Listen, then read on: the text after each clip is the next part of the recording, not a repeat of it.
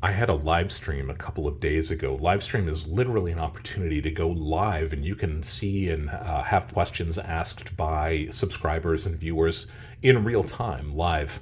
And I think it's a fun way to interact with folks. I love to answer questions in a live stream. Typically, we go live immediately after the Friday evening premieres that I try to do. I try to get a new video out most Friday evenings. I'm usually there during the premiere to answer questions, but if people want to do a little bit of a deeper dive or just kind of have fun, chat about things dealing with precious metals or rare coins or pretty much anything, as long as it doesn't go too far off the deep end. I love these live streams. I think they're a lot of fun, and they've become quite popular.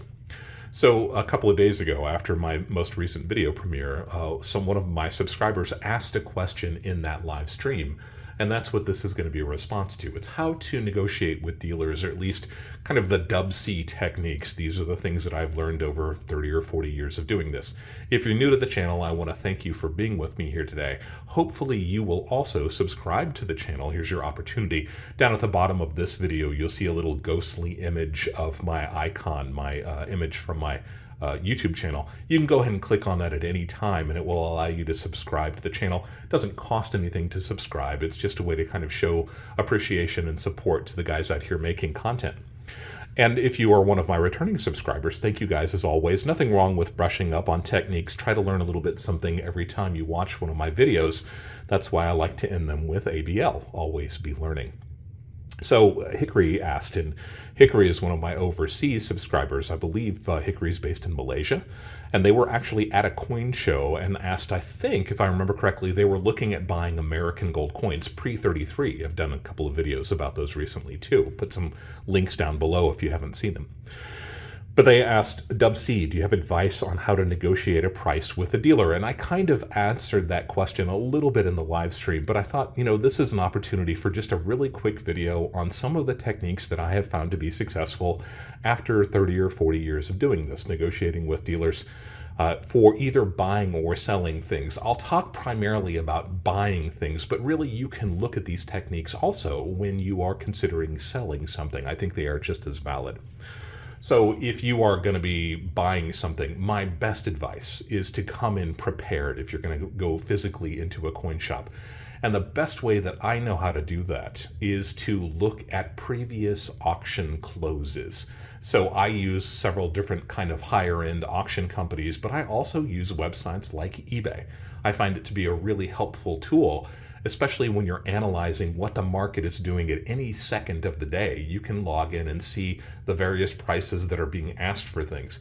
It's important to remember that on eBay, you can ask anything you want for something. It only counts if somebody actually buys it for that price.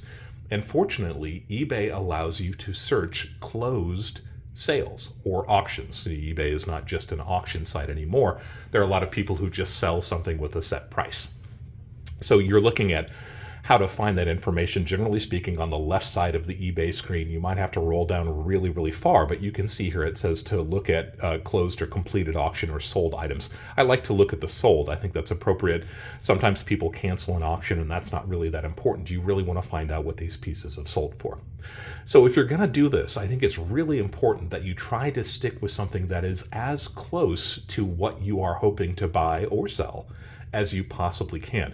For example, if you're looking at a peace dollar, and maybe you're looking at a 1935 peace dollar, you want to get as specific as you can. So this is a 1935 Philadelphia peace dollar.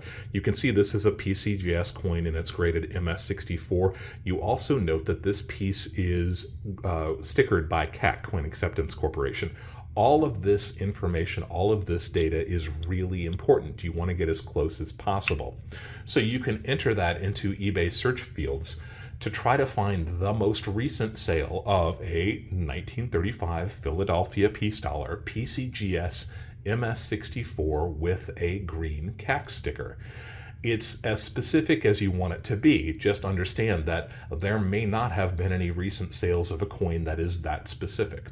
But once you are looking at the sold items that match your criteria, you can also rank order that by the most recent, and that will give you the most up-to-date true market value of a piece like this.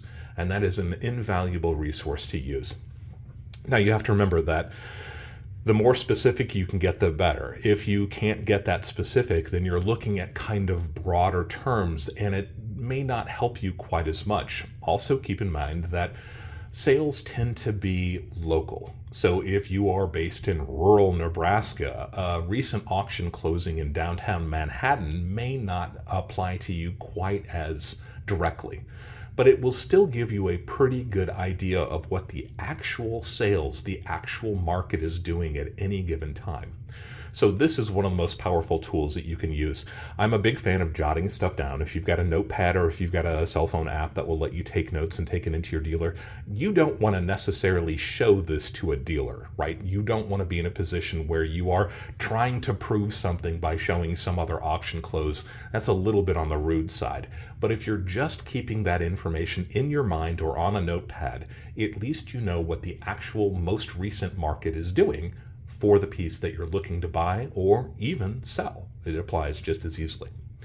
So that's the most powerful tool. Number one, the most powerful tool, go into this with a little bit of knowledge and a little bit of history, a little bit of research. Know what it is specifically that you are either after to buy or to sell. Number one rule.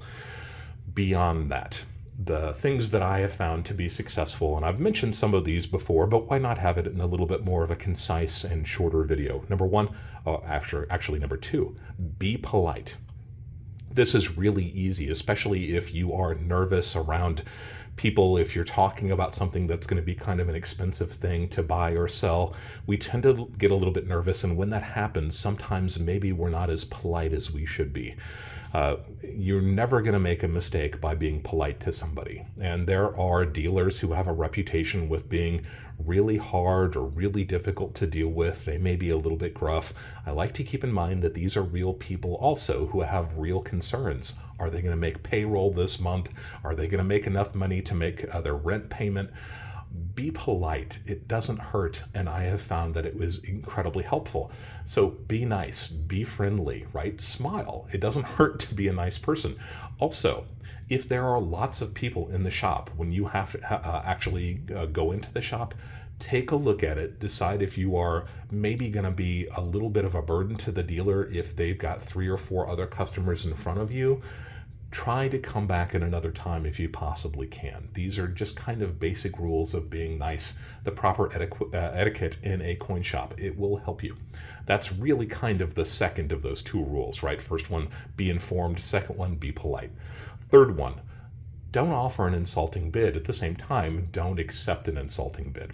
So again, we're focusing a little bit on buying something, but you can use these rules or these ideas at least when you are selling something as well. So if you go into a coin shop looking for a 1935 Philadelphia piece dollar PCGS MS64 with a green CAC sticker, and you've done your research and you found out that this is a, just say, $250 coin, what is an appropriate amount to offer a dealer? This is tricky, right? This deals with what his inventory is, how often he's selling these pieces, how many people in his community are looking for these, whether or not they are an online retailer also, right? Maybe they are selling on eBay also. Generally speaking, you have to look at this kind of from their perspective. If you were going to sell something to somebody and somebody offered you 50% of your asking price, would that seem like a good opening to you, or would that seem rude?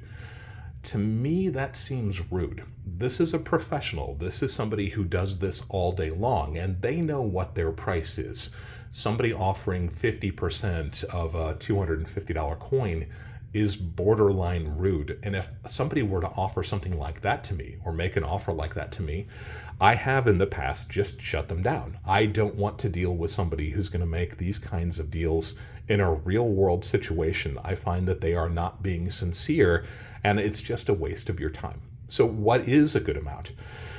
This is tricky, but I think making an offer maybe 30% less than the dealer's asking price is an okay opening bid.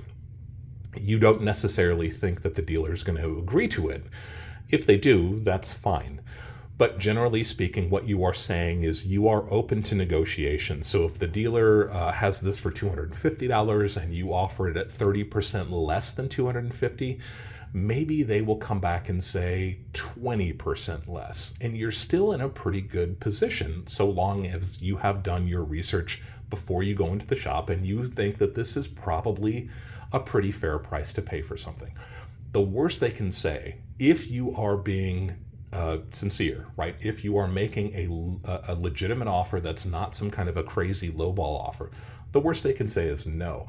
But you're probably not going to lose them as a dealer. Like I just said, if somebody makes me a lowball offer, I'm just assumed to not ever deal with them again. And you don't want to be in that position with a local dealer. Probably you don't have that many bridges that you can burn locally. So 30%, but read the room, right? If this is a dealer who's already got things priced really low, maybe a 30% offer, 30% below their asking price is not appropriate. It's not set in stone. Maybe 25%, maybe 20%. I think that these are all probably okay in varying degrees. Read the room and try to determine what it is that they will accept, or at least will be open to negotiate. So that's number 3, I suppose.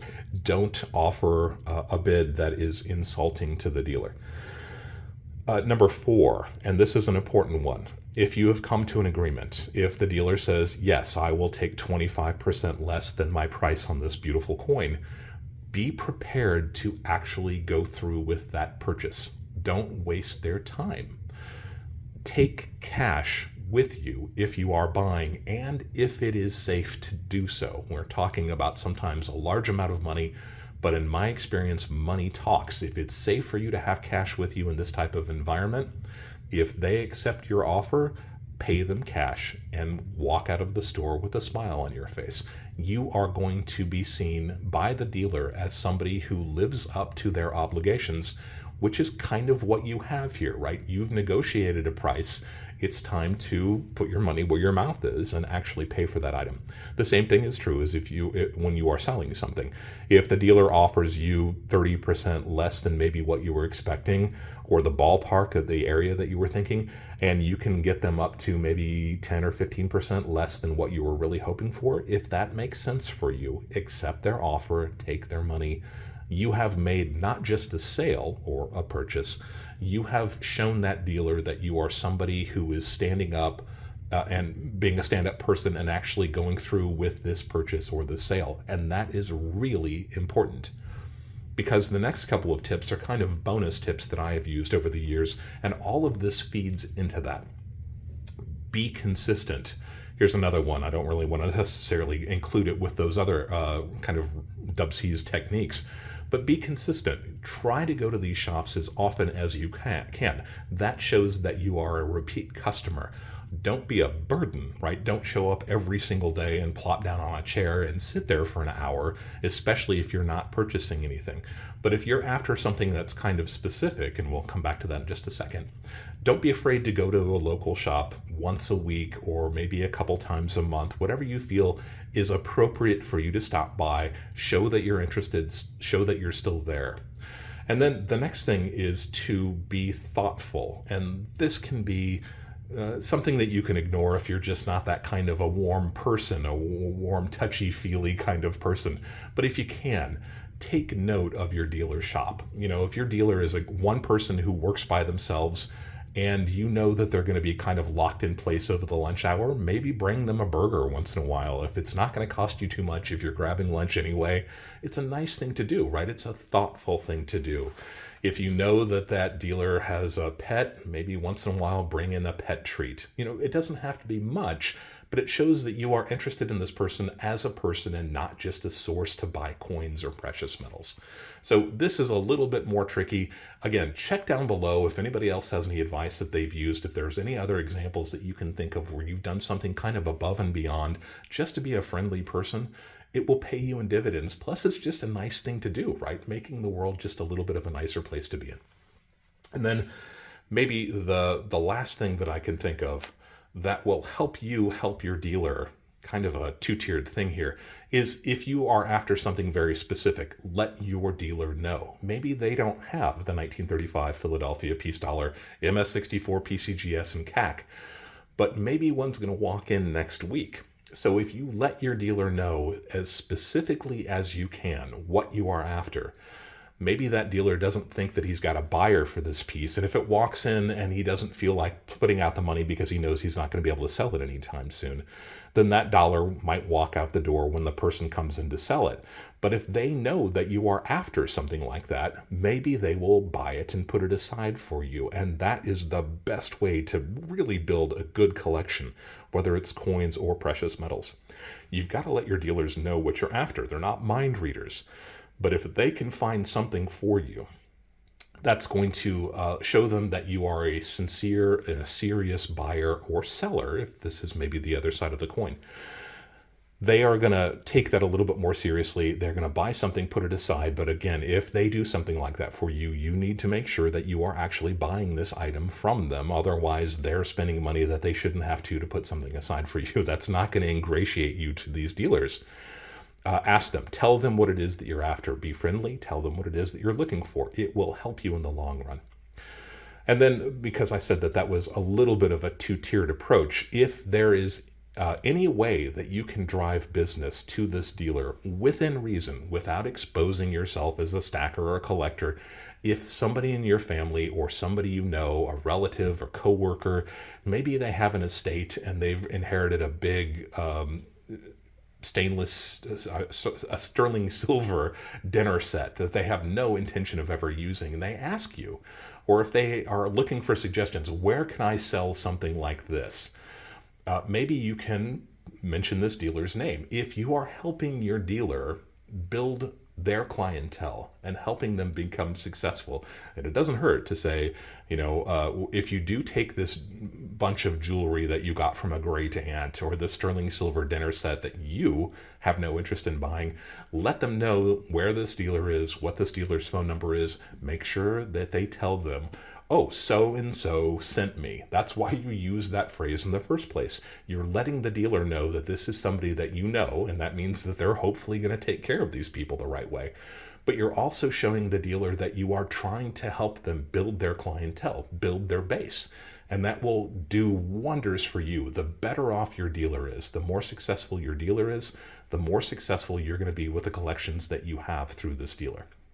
So there's lots of interesting tips, lots of ways that I have tried to help my dealer help me build my collections over the years, and all of them have been successful. Again, you don't want to do this just because you're trying to get something. You want to do these things because they're the right thing to do. And I want to see you be an ethical coin collector and precious metal stacker, and I want you to be able to look at yourself in the mirror at night before you go to bed, knowing that you're trying to make the world a better place. All of these things will help you do that, and they will help you build your stacks and your collections while doing it. If you have any questions about any things that we talked about here, maybe you can leave a question down below and you will become the focus of the next question and answer subscriber video series. I'd love to see these questions down below. Hopefully I can build a video about your question. If you have tips and suggestions for other folks that would help them in the same way that these tips might help other people, I encourage you to leave that information down below. I will be reading through these tips. I would love to know from your experience the things that have helped you build your collections and build your stacks when negotiating with a local dealer. If you haven't yet subscribed to the channel, please go ahead and click on the subscription button, become part of this community, and always remember that I've got these videos that premiere most Friday evenings. I'd love to have you be there for the premiere. I'm usually there during the premiere to answer questions, and then we do also go live sometimes immediately after those premieres, and that's a great way to start the weekend. I'd love to have you join us for that. Always be learning. And thank you for allowing me to be a part of your journey as we go deeper into the world of coins and physical precious metals.